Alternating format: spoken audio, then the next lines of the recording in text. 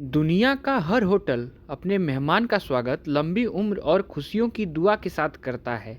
लेकिन वाराणसी की तंग गलियों में एक ऐसा दरवाज़ा भी खुलता है जहां लोग आते ही इसलिए हैं ताकि वो मर सके। एक ऐसी जगह जहां मौत का इंतज़ार किया जाता है, जहां चेक इन का मतलब है ज़िंदगी का आखिरी पड़ाव।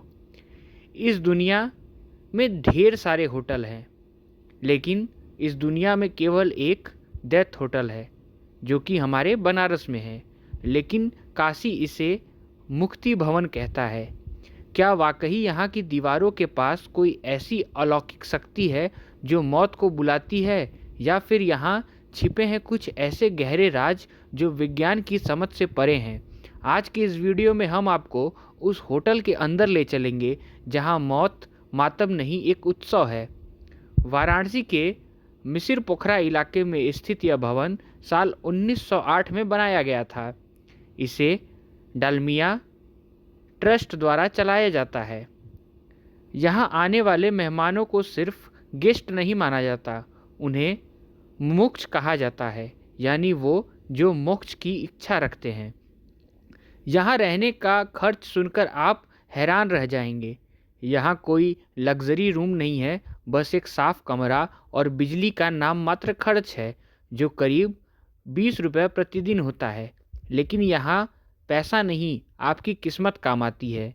यहाँ रहने के लिए एक सख्त शर्त है, आपको यहाँ तभी जगह मिलेगी जब आपकी मौत बिल्कुल करीब हो। अब यहाँ आता है वो हिस्सा जो इस जगह को डरावना और दिलचस्प बनाता है। 15 दिनों का अल्टीमेटम।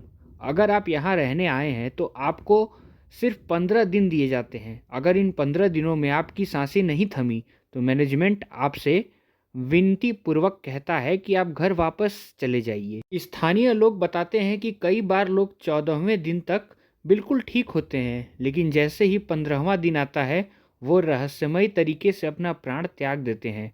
क्या ये महज इत्तेफाक है, या फिर काशी की इस मिट्टी में कोई ऐसा खिंचाव है जो आत्मा को शरीर छोड़ने पर मजबूर कर देता है? यहाँ के मैनेजर का कहना है कि उन्होंने अपनी आंखों से लोगों को ठीक उसी समय मरते देखा है जिनका उन्होंने पूर्व अनुमान लगाया था। यहाँ का सन्नाटा बहुत कुछ बोलता है। यहाँ रहने वालों के लिए रोजाना गरुड़ पुराण का पाठ किया जाता है। मान्यता है कि वाराणसी में प्राण त्यागने वालों के कान में स्वयं भगवान शिव तांत्रिक मंत्र देते हैं ताकि वो जन्म और मरण के चक्र से मुक्त हो सके। लेकिन यहाँ काम करने वाले कर्मचारी कुछ अजीबोगरीब अनुभव भी साझा करते हैं। आधी रात को अक्सर मंत्रों के जाप की धीमी आवाज़ सुनाई देती है, जबकि कोई वहाँ नहीं होता। कई बार यहाँ के कमरों में अचानक तापमान गिर जाता है। लोग कहते हैं यहाँ की हवा में एक अजीब सी शांति है जो आपको डराती नहीं बल्कि सुला देती है। यहाँ मौत का कोई खौफ नहीं होता, बल्कि लोग गंगा जल पीकर मुस्कुराते हुए विदा होते हैं।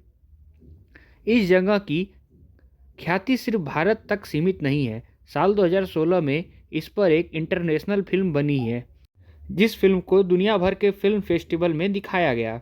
लोग दूर दूर से इसे डेथ होटल को देखने आते हैं। पर याद रखें, यह कोई टूरिस्ट स्पॉट नहीं है। यहाँ कैमरा ले जाना मना है और शांति भंग करना अपराध है। काशी के इस मुक्ति भवन में आज भी हजारों लोग अपनी अंतिम इच्छा लेकर आते हैं। वाराणसी में इसके लिए एक और जगह है, मुमुक्षु भवन। जहाँ मुक्ति भवन एक शॉर्ट टर्म स्टे है, वहीं मुमुक्षु भवन उन लोगों के लिए है जो महीनों या सालों से मौत का इंतजार कर रहे हैं। यहाँ रहने वाले कुछ बुजुर्ग तो ऐसे हैं जो पिछले 20 सालों से अपना घर बार छोड़कर यहाँ रह रहे हैं। सोचिए उस इंसान की मानसिक स्थिति क्या होगी जो हर सुबह सिर्फ इसलिए जागता है कि शायद आज उसकी आखिरी सुबह हो।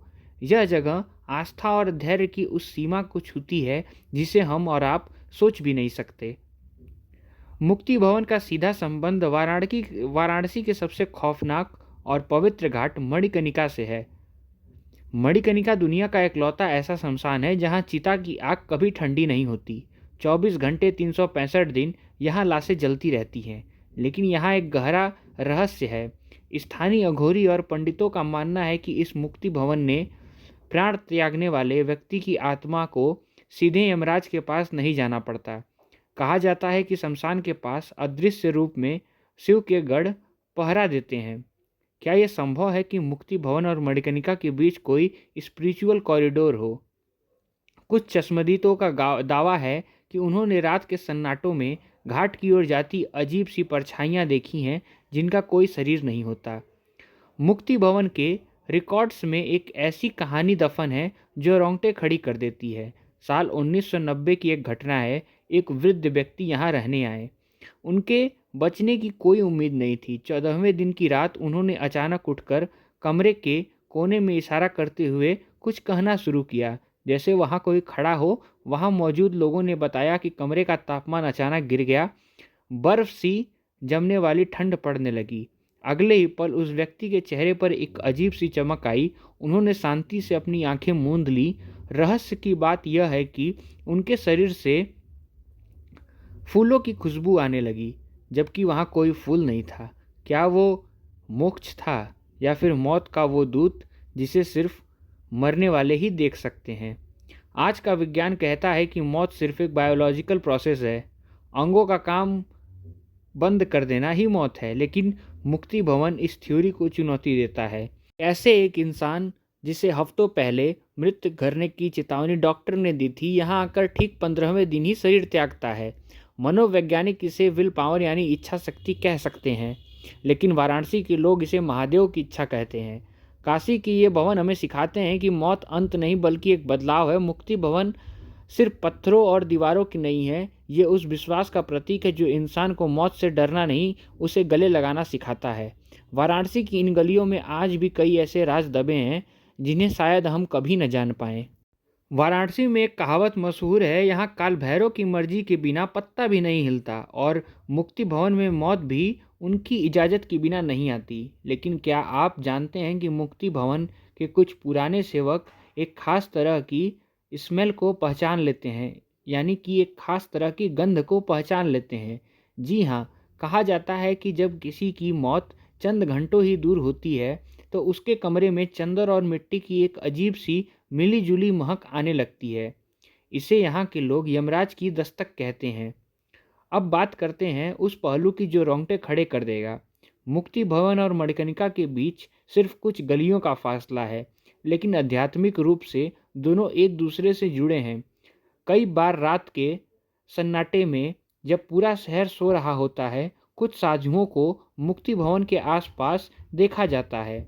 अघोर परंपरा में मृत्यु को एक ऊर्जा माना जाता है। कहा जाता है कि जब मुक्ति भवन में कोई आत्मा शरीर छोड़ती है तो उस ऊर्जा का अनुभव पास के शमशान में बैठे सिद्ध साधुओं को तुरंत हो जाता है।